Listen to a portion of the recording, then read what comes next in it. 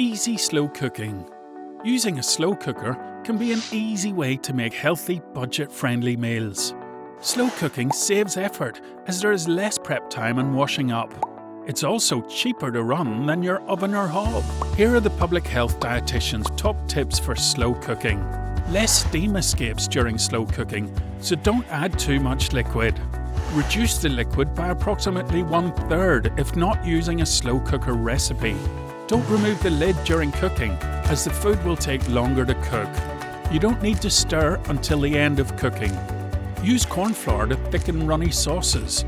Make a corn flour paste and simply add near the end of cooking. Combine 1 tablespoon of corn flour with 1 tablespoon of cold water.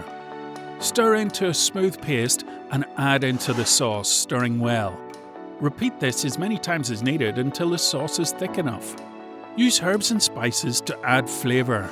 Keep a variety in your store cupboard, which can be used in lots of different meals. This is a healthier option than adding salt. Search for Public Health Dietitians on YouTube for more information and healthy slow cooker recipes.